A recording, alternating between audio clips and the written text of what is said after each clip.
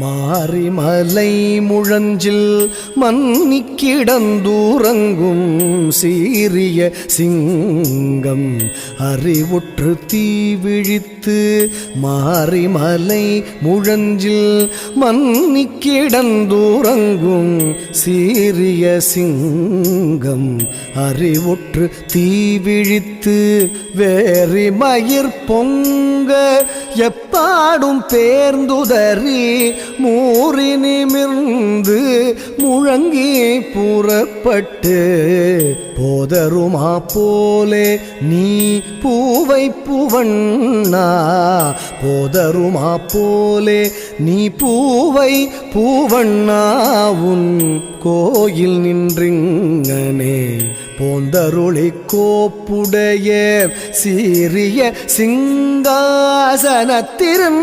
யாம் வந்த காரியம் ஆராய்ந்து யாம் வந்த காரியம் ஆராய்ந்து அருளேலோர் எம்பாவாய்.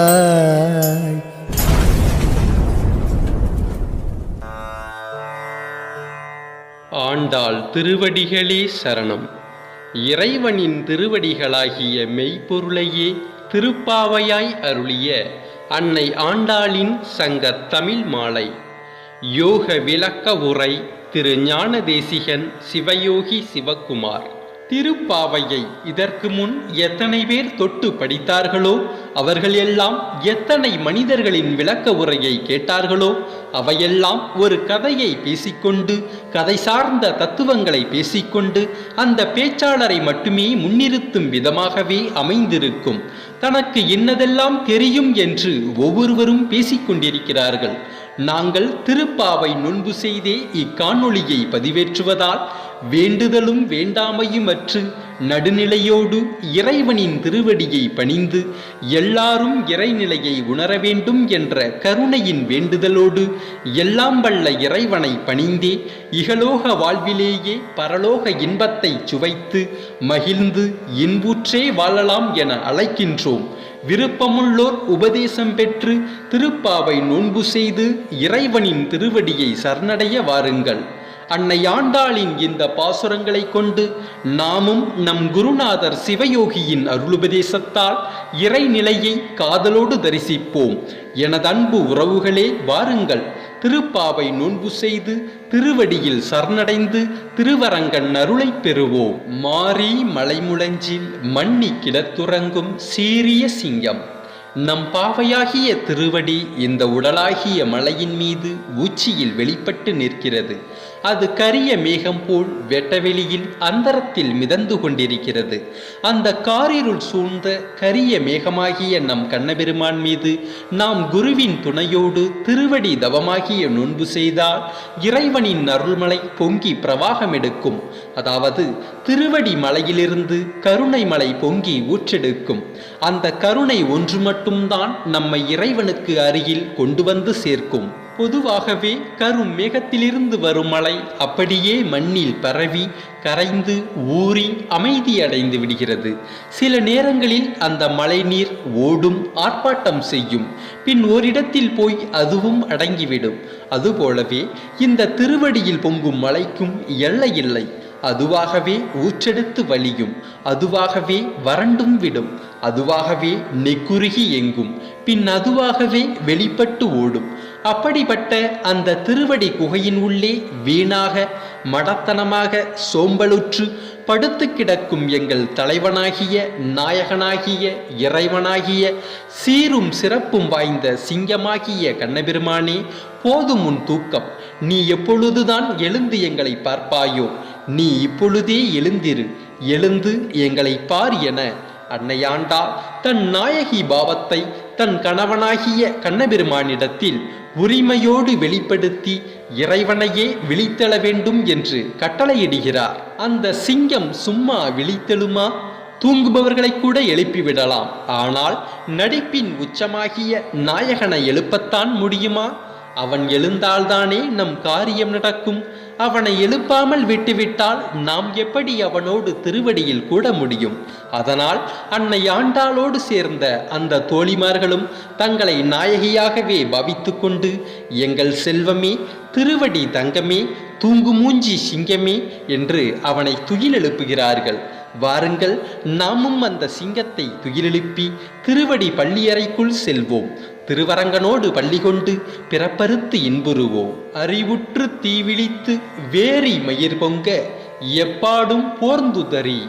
அன்னை ஆண்டாளை குருவாக கொண்ட அந்த தோழிகள் என்ன தவம் செய்தவர்களோ அவர்களும் அந்த சிங்கத்தை துயிலெழும்பும்படியே வேண்டுகிறார்கள். பொதுவாகவே கூட்டமாக ஒரு செயலை செய்வதில் பலன் இருக்கத்தான் செய்கிறது. ஒருவர் உணர்வு பெற்றவராக ஆகிவிட்டார் எனில் அவர்கள் கூடவே இருப்பவர்களையும் உணர்வுடையவர்களாய் ஆக்கிவிடுகிறார்கள். இறைத்தேடல் உள்ளவர்கள் எறும்பு துண்டாய் பலவாக இருந்தாலும் காந்தமாகிய குருவின் அருகாமை அவர்களையும் காந்தமாக்கி ஒன்றிணைத்து கொள்ளும். அந்த ஒன்றிணைவே நம்மை அறிவு உடையவர்களாய் மாற்றும். ஒரு குருவின் அருகில் இருந்தாலே போதும். ஏனென்றால் குருவை பார்ப்பதால் திருவடியில் தூண்டப்படும். அப்படி தூண்டப்படும் திருவடியே அறிவு பெற்று விழிப்புணர்வை பெறும். அப்படி விழிப்படையும் அந்த திருவடியாகிய சிங்கம் தன்னுடைய ஐந்தறிவாகிய ஜீவிதத்திலிருந்து அறிவு பெற்று ஆறாவதாக விழித்துவிடும்.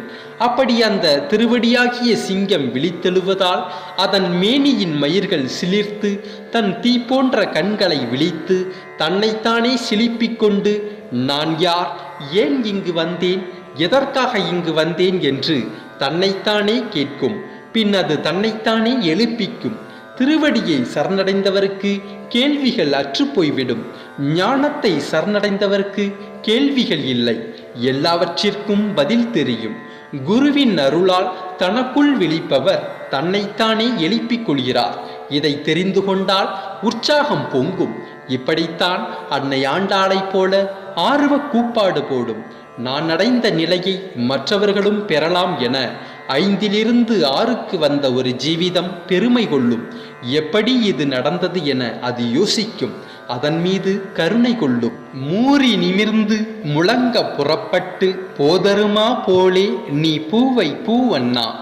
திருவடி தவமாகிய திருப்பாவை நோன்பு செய்வதால் விழித்தெழுந்த நம் கண்ணபெருமானாகிய சிங்கம் தன்னுடைய பாவையின் விழிப்பை அடைந்துவிட்டதால் தன்னைத்தானே வியந்து நோக்கும். அந்த நோக்கத்திலேயே அதன் முழுமை அதற்குள் தெரிந்துவிட்டதால் அந்த சிங்கம் இங்கும் அங்கும் நடந்து கர்ஜனை செய்யும். குருவின் துணையால் நாம் அந்த பாவையை எழுப்பிக் கொண்டே இருப்பதால் அது அசைவுற்று இங்குமங்கும் அலைந்து திரியும். பின் அந்த பாவை ஒரு கட்டத்தில் தன் அசைவுகளையும் நிறுத்திவிடும்.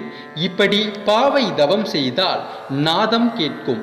அந்த நாத சப்தம் மேக சப்தம் போல் கர்ஜனை செய்யும். அந்த நாத சப்தத்தை திருவடியில் பணிந்தவரன்றி வேறொருவர் கேட்க முடியாது. திருவடியை தியானித்திருப்பவர்களுக்கு இதுபோன்று 10 வித ஓசை கேட்கும். பொதுவாகவே விலங்குகளுக்கு சில குறிப்பிட்ட வண்ணங்களை தவிர்த்து மற்ற வண்ணங்கள் தெரிவதில்லை. இதை எல்லா ஆராய்ச்சியாளர்களும் ஆய்ந்தறிந்து சொல்லியுள்ளார்கள். பின் எப்படி நமக்கு மட்டும் நாம் காணும் இந்த வண்ணங்கள் எல்லாம் தெரிகின்றன? பாருங்கள், இந்த அழகான வண்ணங்கள் எல்லாம் நமக்கு புரிவது 5ல் இருந்து 6வது அறிவுக்கு வந்த ஜீவிதத்திற்கு மட்டும்தான்.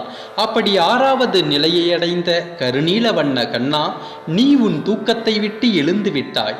எங்களை நீ பார்த்து விட்டாய். உன் கண்களில் நாங்கள் அழகாக தெரிகிறோம். எங்கள் வாழ்வின் தவம் முழுமையடைந்து விட்டது. எங்கள் இறைவனே, உன்னோடு நாங்கள் கூடிவிட்டோம்.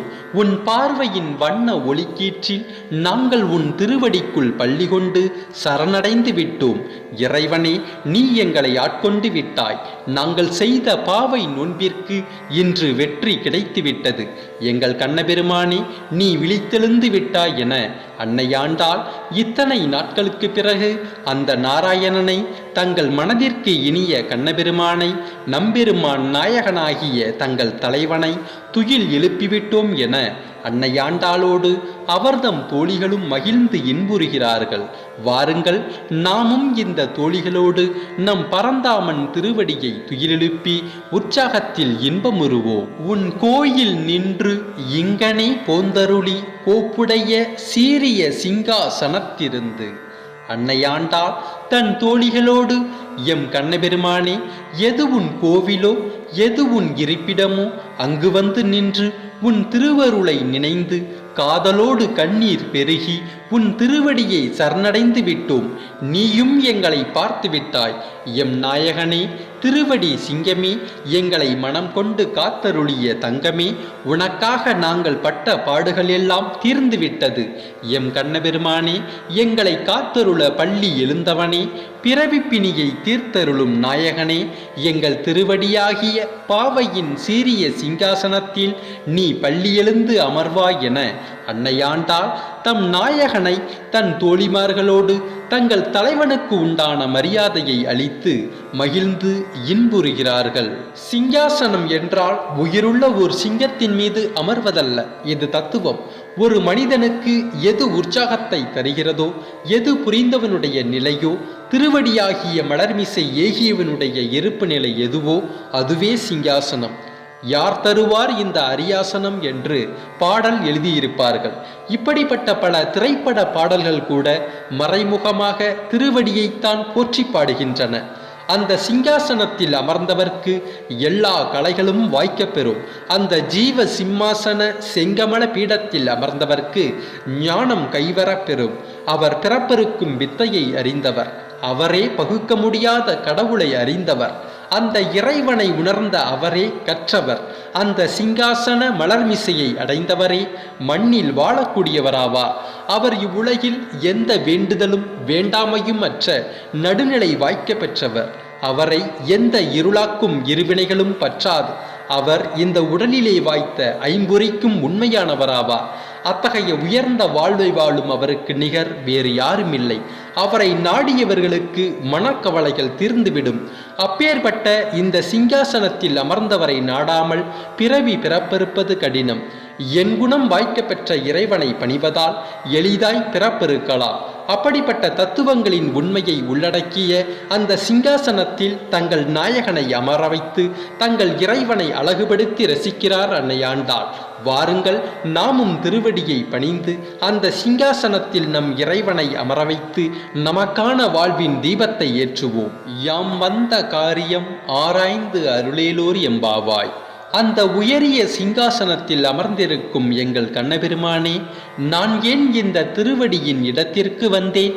நான் ஏன் இந்த மாதிரி வந்து உன்னிடம் பேசுகிறேன்? நான் ஏன் இங்கு வந்து நிற்கிறேன்? இந்த காரணத்தை ஆராய்ந்து சொல்ல வேண்டும்.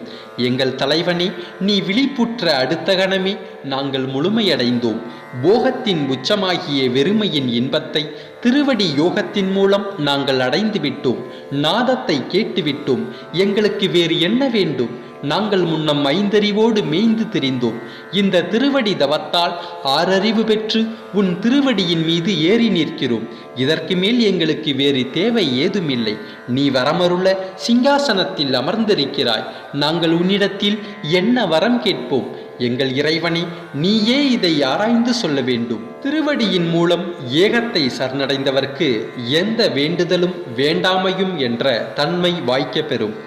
இதே தோழிகள்தான் முன்பு எங்கள் கண்ணபெருமானே உன்னோடு சேர வேண்டும் என்று எண்ணினார்கள். இப்பொழுது என்ன நிலையில் இருக்கிறார்கள் என்றே அவர்களுக்கு தெரியவில்லை. திருவடியில் எவரொருவர் ஏகி நிற்கிறாரோ அவருக்கு இந்த சூழல் இரண்டை அளிக்கின்றன. ஒன்று சித்தி, மற்றொன்று முக்தி. முக்தியை விரும்பியவர்க்கு சித்திகள் அவரின் விருப்பத்தில் இருக்கும். சித்தியை அடைந்தவர்க்கு புத்தியில் தெளிவிருந்தால் முக்தி நிலை அதுவாய் நடக்கும்.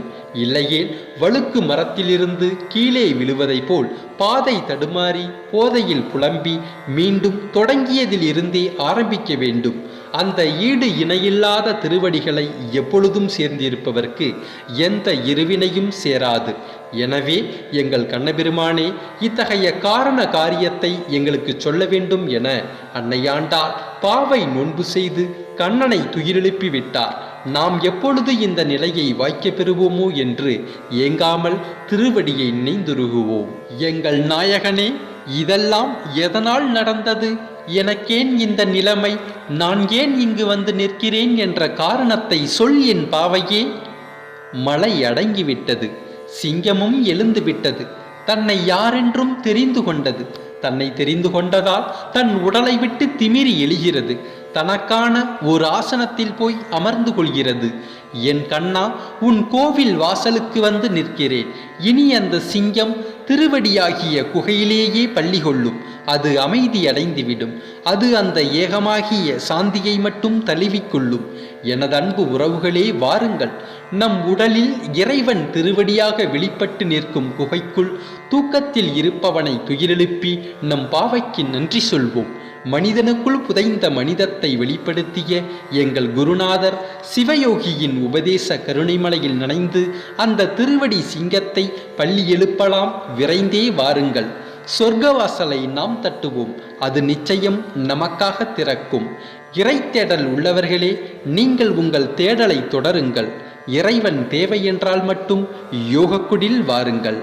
இறை அடியார்களின் பாடல்களுக்கு புதிய விளக்க உரை சொல்லுவோம். ஊருக்கெல்லாம் உண்மையை உறக்க பறையடித்து முழங்குவோம்.